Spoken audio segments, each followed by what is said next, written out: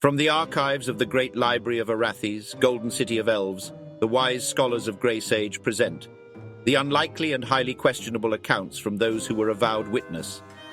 These are the suspenseful investigations of the human, Fraenk Neversleep, Arch-Preceptor of Blackroot. And now, the Neversleep Scrolls, Circle of the Mind Thief, written by Phillip Walton. The story continues. Chapter 9. As his past experience had prepared him, Fraenk had already formed a mental picture of what he would find before he pushed through the doors of the Languid Maiden brothel. In some respects, his assumptions had been correct. In the dim interior, there was a group of large men who sat together drinking from tall flagons of ale and singing raucously along to the instrumentalists. From the looks of them, rendered more sinister by the single cluster of flickering candles burning low on their table. They were all soldiers, and bore the same unit sigils of which they were confederates.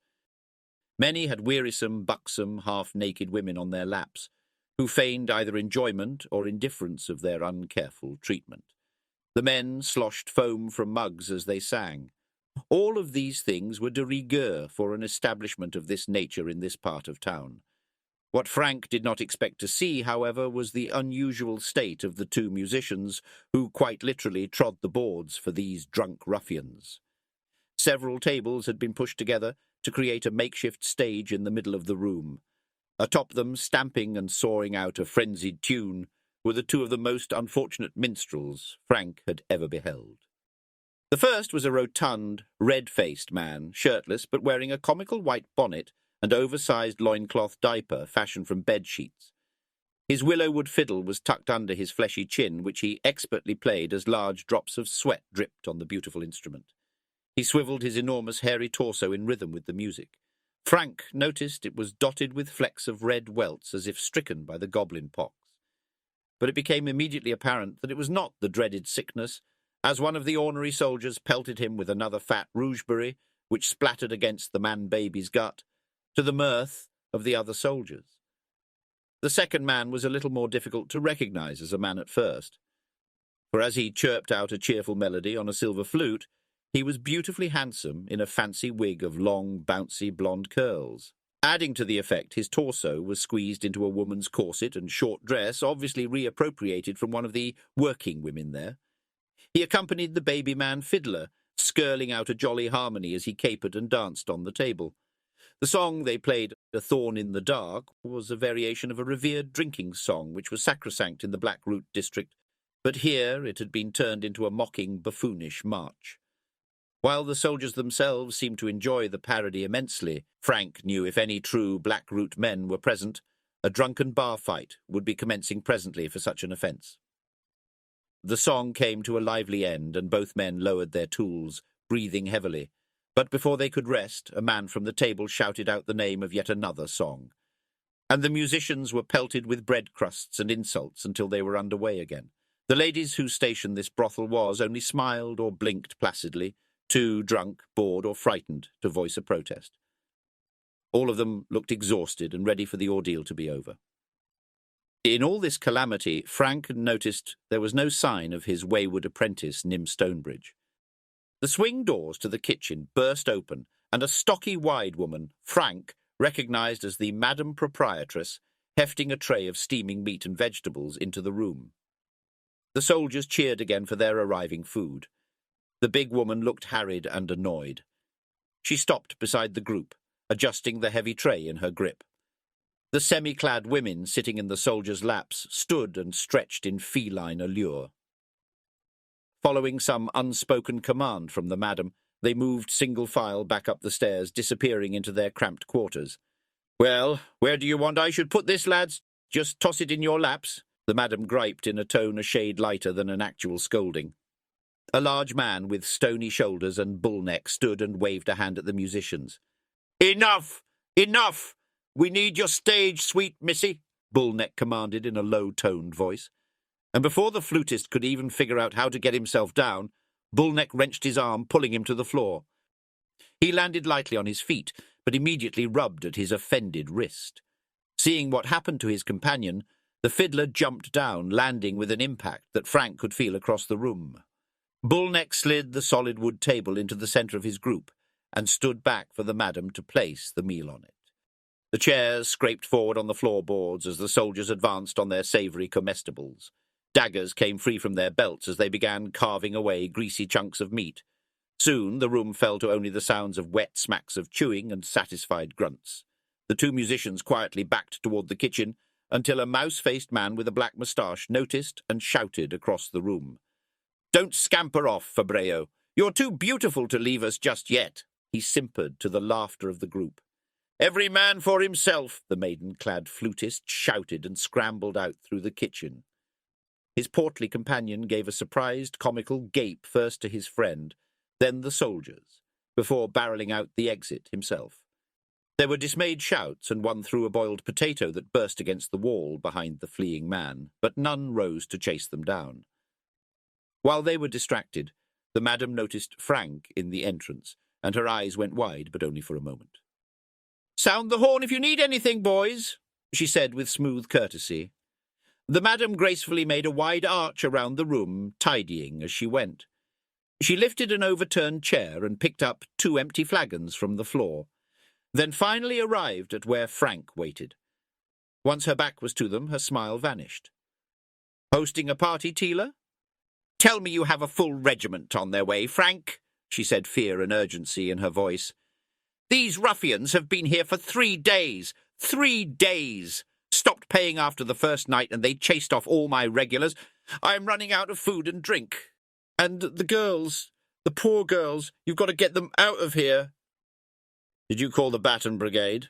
Fraenk asked grimly. 20 times at least. They either said they're too busy or they're friends with these boys and stopped to have a drink themselves," she said low.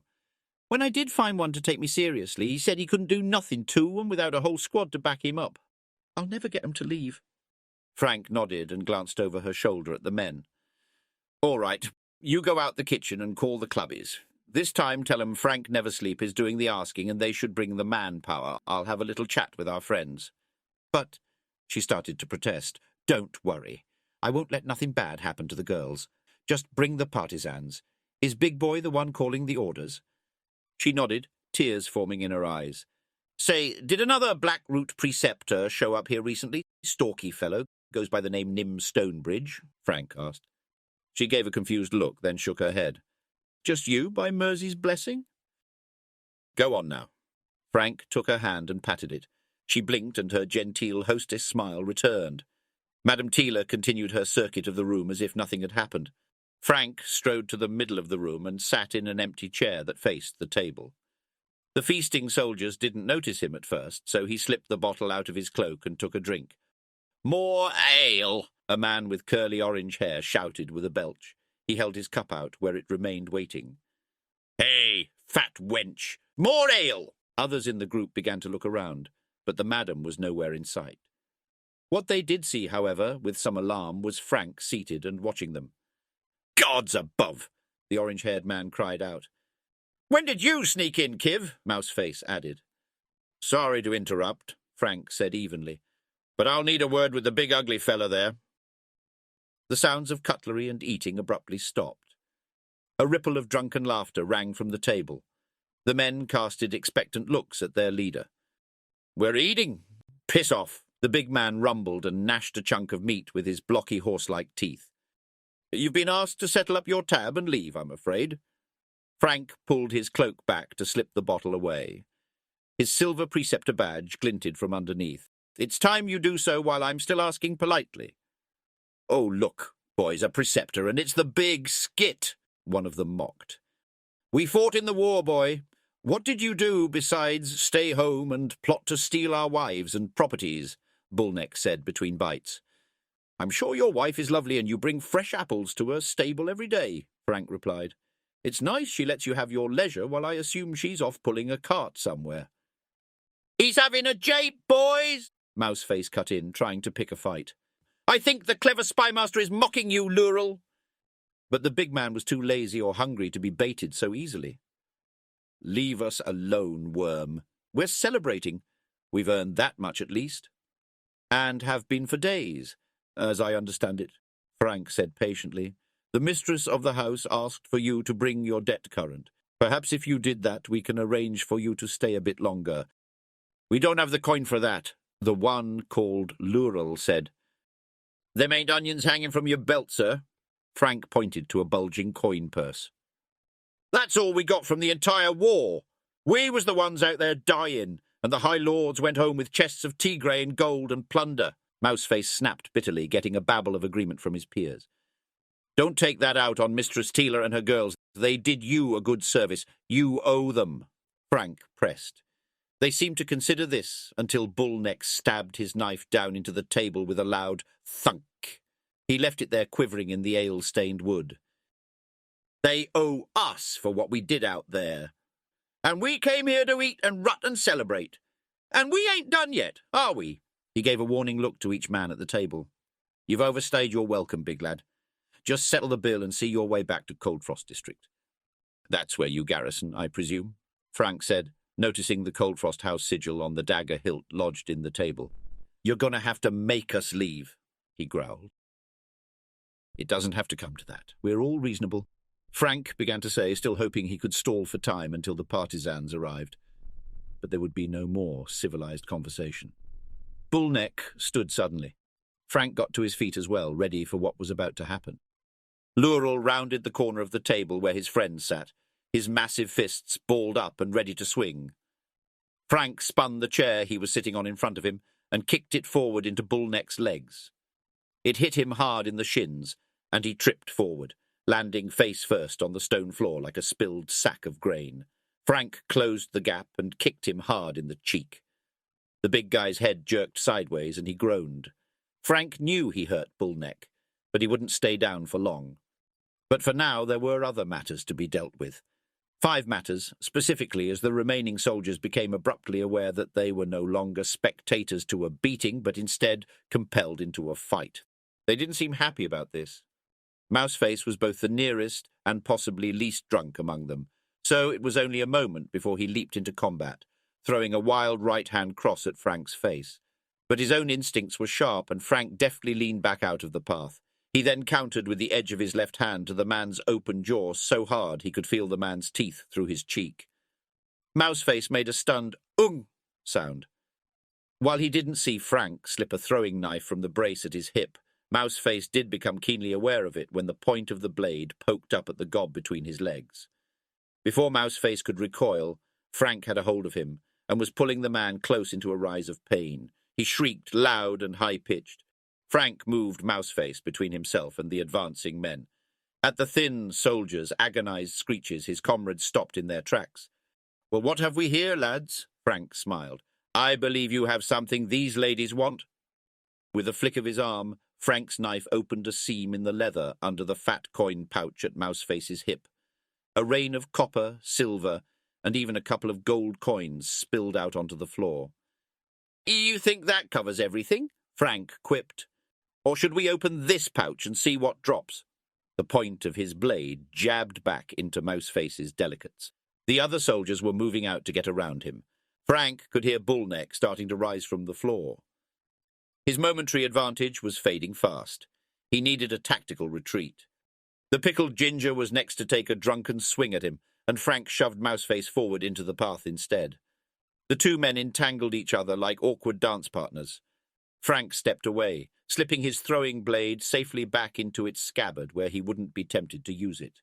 He had the presence of mind to know it wouldn't do to have yet another dead soldier on his hands. Seeing their opening, the other 2 delinquents rushed him. They were holding the grease-slicked daggers they had used to saw off meat from the tray, now looking to carve Fraenk in a similar fashion. Apparently they had no such compunctions about foregoing bloodshed. "Well, that's what I get for trying to be honourable," Fraenk muttered bitterly. The first man, a pock-scarred lout with a patch-black beard, lunged forward, leading with his dagger. Fraenk followed the motion backward and slipped to one side at the last moment. The dagger narrowly missed his ribs and went through his cloak, sticking firmly into the support beam. Fraenk chopped down hard on the man's wrist, knocking his grip free of the blade, then sending him reeling with a staccato series of punches to the man's chest and face. The second man with the scar down one cheek was already closing in, dagger ready in a fighting stance. Fraenk could see this man was well trained and wouldn't go down as easily as his comrades. He slashed, viper quick, and it was all Fraenk could do to strafe to one side to avoid having his bowels opened. But as he sidestepped, something jerked hard at Frank's neck, keeping him from a clean evasion. The soldier's blade caught him, opening a thin red line across his side. To his alarm, Frank's cloak had him collared. Now the other fighter saw it as well. A cold dread filled him as they both realized at the same time there was no escape. The scarred soldier actually smiled then and prepared to bury his dagger in the trapped man. Fraenk only had one move left. He reached up to the cloak's tie and pulled. At the same time, his other hand grabbed a bottle from one of the inside pockets and flung it at the closest hard surface, which was the ceiling. He pinched his eyes shut tight, hoping it was the correct bottle, or he'd never be opening them again. Fraenk felt the cloak release from his neck and he was falling sideways. An instant later, a blinding flash of light washed the entire room in pure brilliance. Even with his eyes closed, the light was hot and painful. Fraenk hit the floor another moment later, landing hard on his shoulder. When Fraenk opened his eyes again, ghost images still crawled across his vision. Fortunately, he could still see well enough. But that was not the case for the 5 Cold Frost soldiers. They all held their eyes and groaned in pain. Wispy sparkle trails still floated in the air, the fallout of Frank's exploding glow orb. As a rare magical item, it was something he hated to lose, but it was better than bleeding out on a brothel tavern floor. Frank's gambit was still only just a diversion. His attackers were beginning to compose themselves as their blown vision left them feeling their way around like blind men. Fraenk took the opportunity to kick the blade from the last armed soldier and shove him back over a nearby chair. His pouch of coins also spilled on the floor with a melodic jingle. The rest howled curses and grasped in the air for him. Fraenk sidestepped their dangerous fingers as they growled in frustration.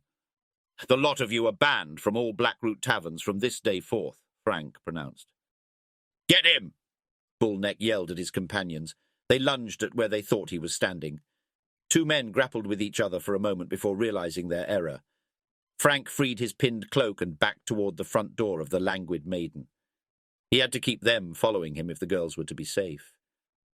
"If I catch you back in here or any other place like it in the district, I'll see you horsewhipped and tossed into the lake," Fraenk barked, keeping their attention. The men blinked and rubbed their eyes. Their vision was coming back, for they now seemed to make out where he was standing. They moved apart into a military-style phalanx and then advanced as one. Fraenk let them get closer before he shoved out the front entrance door. Once outside, Frank's plan had been to mount the evil horse and lead them away, but he immediately discovered a problem with this plan. The large white destrier was no longer there. Neither was the hitching plank. Instead was a double set of fresh holes where the posts had previously been set into the ground. "Huh," Fraenk thought, dismayed. "Jimothy must have had some better place to be." The door of the tavern banged open again, followed by the sound of running footsteps. Fraenk wheeled around to see the 5 soldiers moving to box him in. The bullneck cracked his knuckles. "Let's see how our little arch-preceptor likes being blind," he growled with a nasty grin, and the men closed in on Fraenk.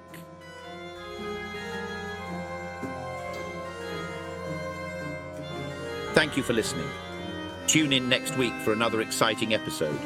And remember, the learned scholars of Grey Sage caution you that the veracity of these events remains unproven. Now go safe in the light of the powers, until our hands clasp again.